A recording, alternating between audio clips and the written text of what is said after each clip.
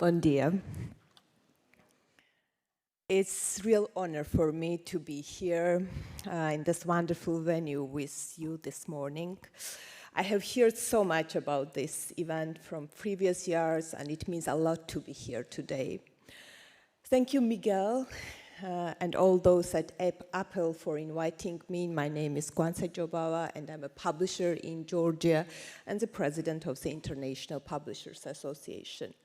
For those of you who do not know the International Publishers Association, we have 105 members in 84 countries, and the Association of Portuguese Book Publishers, APEL, is an extremely valuable member, and we are very proud to have Paulo Oliveira in our executive committee, bringing your perspective to our discussions.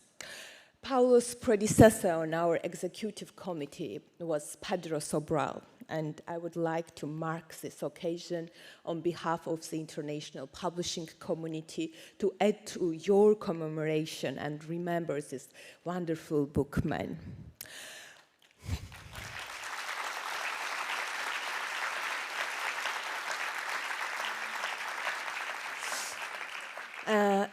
As I stand before you now, what I love about this business of books is that so much of it is about people.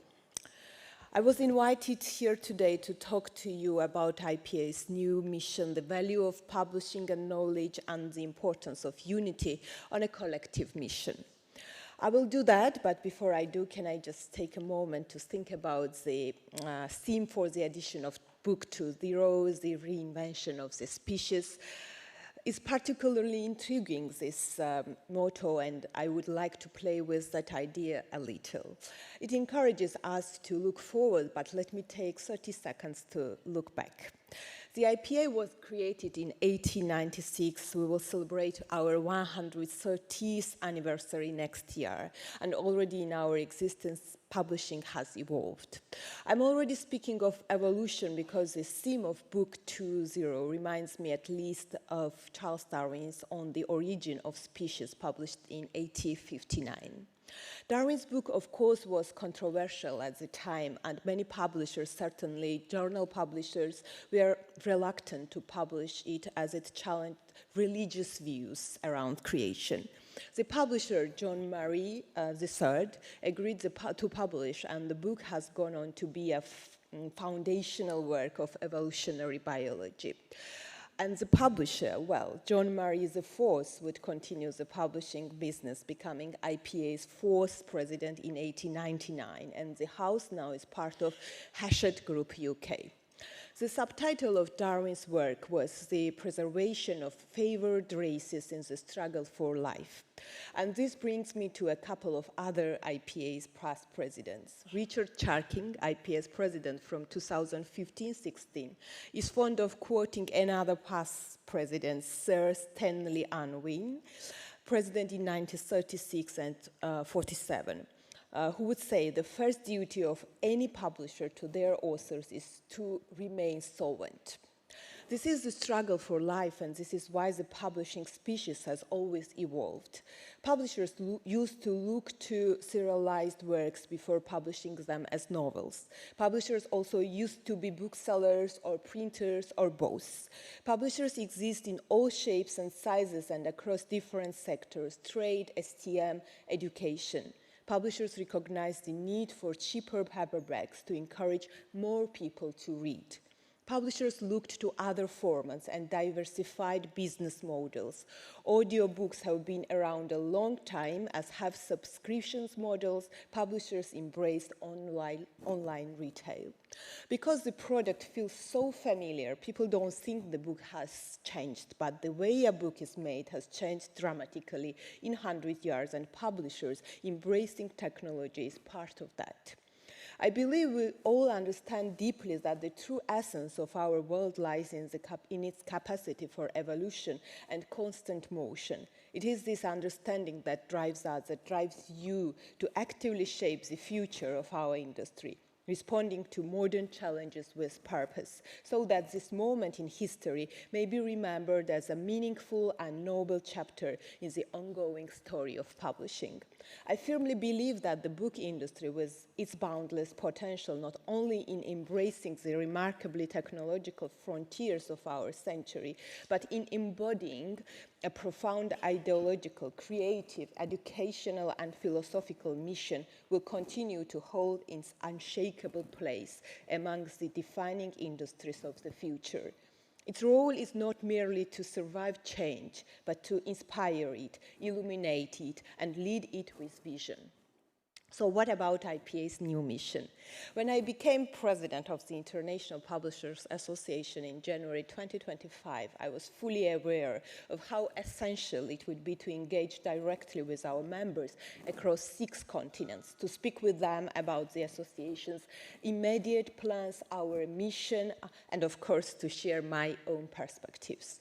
Since we were founded, the IPA has stood firmly on 2 pillars, copyright and freedom to publish. And even now, more than a century later, there is a shared understanding across our membership that these 2 principles remain the driving forces of our sector. Copyright and freedom to publish are the essential engines of our industry, and the weakening of either one would threaten the very structure of the publishing ecosystem. And we see these threats across the different types of publishing. The problems Darwin faced, the Galileo faced before him, are we seeing them rise again? Is academic freedom being challenged across the ocean in the USA? Some journal publishers are concerned that it is. Our educational textbooks, are they free from government interference? Do they present facts? Mexican educational publishers have had their market nationalized and replaced with single ideological textbooks. Our trade books, can we publish the works we deem important? In many places, no. In other places, those books are challenged in libraries and bookshops. Are all these publishers able to enforce the copyright in the works we publish? The constant battle against piracy suggests we can, but in many regions, the law has not kept up. And when it comes to AI, we are faced with what our colleague Don Conway in the UK calls the great copyright heist. Against that backdrop, IPA's new mission is very much consistent with our founding mission. But beyond that mission, ladies and gentlemen, we must think deeply about the broader context in which we find ourselves today. This era of wars and conflicts, where we are witnessing clear signs of democratic backsliding in different corners of the world, growing restrictions on human freedom, increasing inequality, and the erosion of rights affecting millions of people. It's not just the trinity of freedoms, the freedom of expression, freedom to read, and the freedom to publish that are in danger, but all our democratic values in an increasing number of regions. Our industry must play its role in strengthening democracy in such turbulent times. A publisher cannot afford to be a passive observer. Action is in our DNA, and our readers expect nothing less from us. My personal experience as a committed civil society activist in my home country of Georgia, where we too are fighting every day to preserve our democracy, which nowadays is almost slipping through our fingers, has shown me that meaningful change, lasting success, and most importantly, victories that bring about real and fundamental transformation can only be achieved through unity, collaboration, and mutual support. Here, I would also like to note that during my stay in Portugal, the Georgian court sentenced over 20 political prisoners to several years in prison for their fight for freedom. And one of the most prominent Georgian writers, Viad Radiani, also remains imprisoned. I want to express my full support and respect for them. And I would also like to point out that the only power we have in this difficult situation is the unity of people who are fighting for democratic values. As long as we fight together,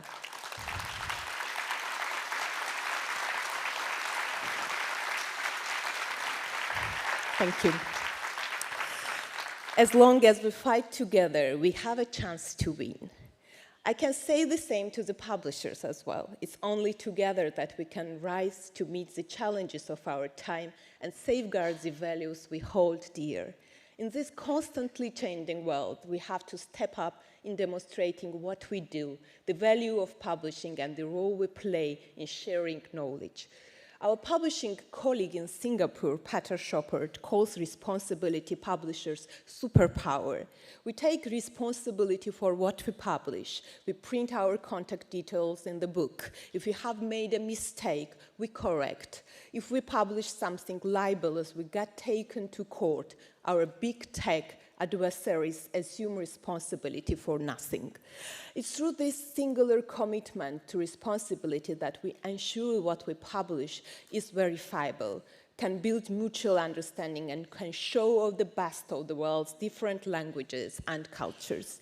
Ladies and gentlemen, reading is how we can discover new ideas, have them challenged, and discover better ideas. But is all reading equal? How are our readers evolving? A few years ago at the Frankfurt Book Fair, the Slovenia Guest of Honor program presented the Ljubljana Manifesto, supported by the IPA and other international book sector organizations. The Ljubljana Manifesto underlines how we have to develop higher level reading.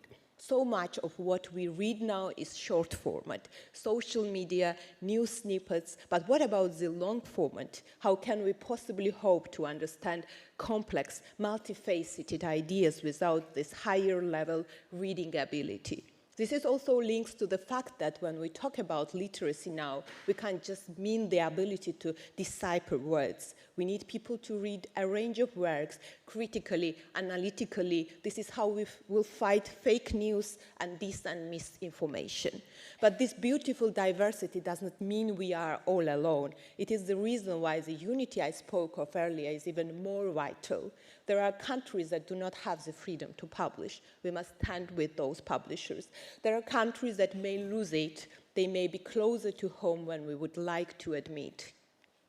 At the end of May, I attended the World Expression Forum in Lillehammer, Norway, where the International Publishers Association presented its main Freedom to Publish Awards, the Poeta, to two Belarusian publishers, Nadia Kandrusiewicz and Dmitry Strosov, who have been exiled from their homeland. The main theme of the forum was the year of resistance, and I believe that this year, and indeed in the years to come, the world needs citizens who are ready to resist, who will bravely fight for the idea of freedom. And it's precisely the book that possesses the unique power to raise free, courageous, fearless, and dignified citizens. That is why today, more than ever, we must invest more time in reading promotion and carry our vital mission with even greater responsibility. We know that the attacks on copyright are constant, whether we are talking about book piracy or attempts by AI companies to use our works without payment. And this brings me back to IPA's collective mission, to be able to find ways to agree and compromise. In this age where multilateralism seems challenged, we need to continue working together, building international bridges. For example, the AI battlefield is in Hong Kong, Brazil, the American courts, UK, the African Free Trade Agreement. The front line is everywhere. This is where Appel, the FEP, IPA, and our colleagues around the world are here to support you, to play our role in this evolution. And in this age of machines, what makes the difference? People. People like Pedro Sobral, who even in his absence is still bringing us together to show that unity, to build that collective mission. People like our Poeta laureates, publishers who have had to flee their country to continue publishing in their own language. People like the authors who write our books, the people working in libraries and bookshops, people like our readers, and people like us. Obrigada.